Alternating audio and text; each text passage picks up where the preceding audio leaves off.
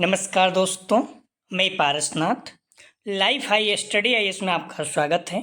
दोस्तों, इस वीडियो में हम लोग देखेंगे कि राजा महेंद्र प्रताप सिंह विश्वविद्यालय अलीगढ़ का बीएड सेकंड सेमेस्टर और फोर्थ सेमेस्टर एग्जाम 2026 ऑब्जेक्टिव होगा या डिस्क्रिप्टिव एग्जाम में कितने प्रश्न रहेंगे और आप लोगों को कितने प्रश्न हल करने हैं तथा पास होने के लिए कितने प्रश्न सही होना चाहिए।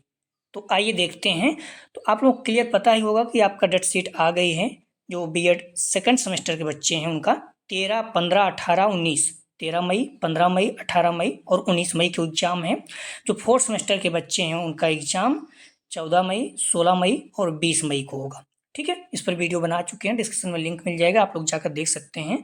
तो आपका पेपर ऑब्जेक्टिव होगा। डिस्क्रिप्टिव तो आप देखेंगे एक नोटिस आया था, उसके आधार पर आपको जो पेपर है दिया गया था MCQ अर्थात ओमार बेस पे होगा। ठीक है, ऑब्जेक्टिव होगा। हम लोग देखते हैं आपके पेपर में कितने प्रश्न रहेंगे और कितने प्रश्न हल करना है।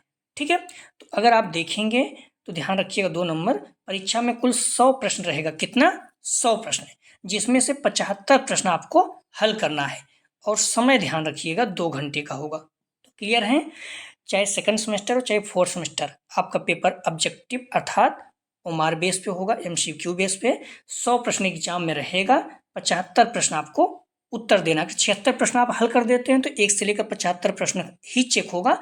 एक लास्ट वाला प्रश्न आपका चेक नहीं होगा, चाहे सही हो चाहे गलत हो।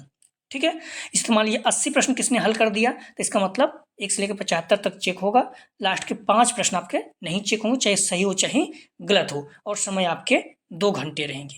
क्लियर है? तो इस चीज़ को आप ध्यान रखना।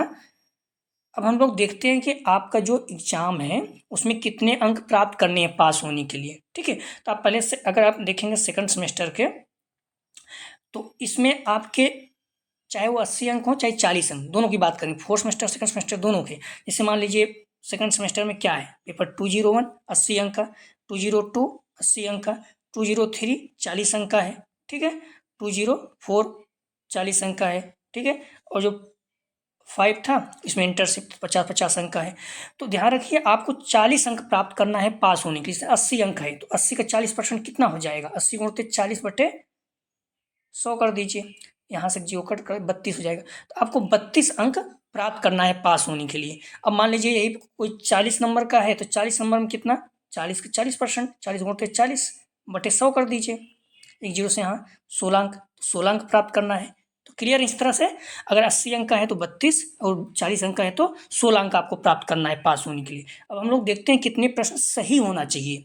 ठीक है, तो आपके अंक कितना है? मान लीजिए 80 है, 75 प्रश्न हल करना रहेगा 100 में, 75 से आप भाग दे दीजिए, कितना आ जाएगा? 1.66। ये एक प्रश्न हो गया। अब एक एक प्रश्न 0.166 हो जाएगा। अब आपको प्राप्त कितना करना है? 32 अंक। तो 32 में इससे भाग दे दीजिए, 32 भागे 1.066 आ जाएगा 30।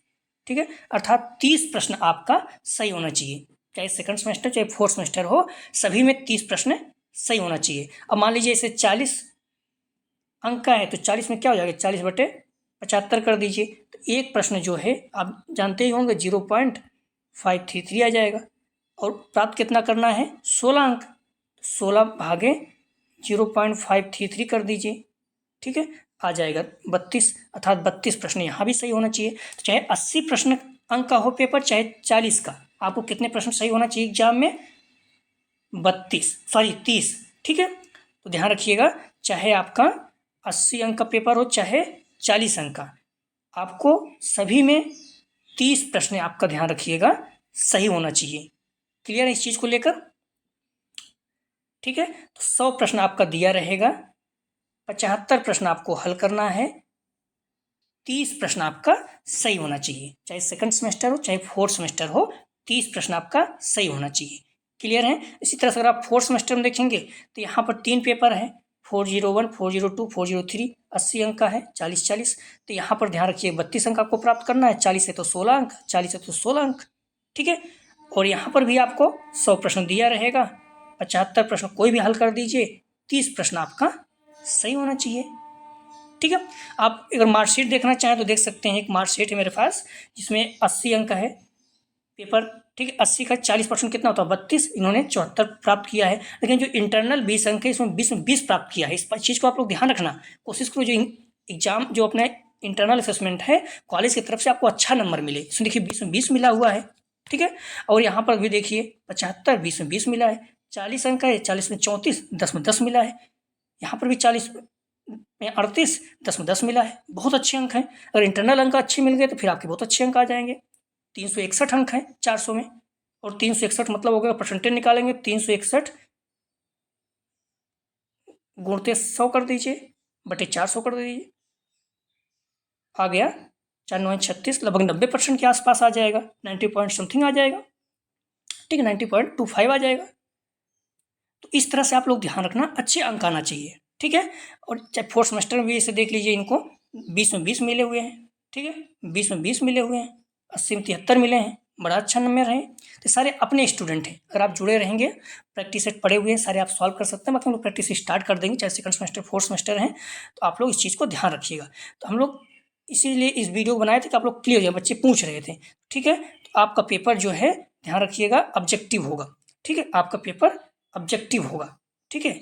और जो आपके एग्जाम हैं इसमें ध्यान रखिएगा 100 प्रश्न रहेगा, 75 प्रश्न कोई भी हल करना है, समय 2 घंटे रहेगा। क्लियर है? कोई भी जानकारी चाहिए कमेंट सेक्शन में आप बता सकते हैं। प्लेलिस्ट में जाकर सारी वीडियो पड़े हुए हैं, आप देख सकते हैं। निश्चित रूप से आपके बहुत अच्छे अंक आएंगे। बच्चों को 90%, 93, 94, 95% तक बन जाता है। प्लीज़ वीडियो को लाइक और शेयर कीजिए। कॉलेज गुरु जो भी फ्रेंड्स, सभी लोगों को लाभ हो सके। जल्दी हम लोग प्रैक्टिस सेट स्टार्ट करेंगे। वीडियो देखने के लिए धन्यवाद दोस्तों।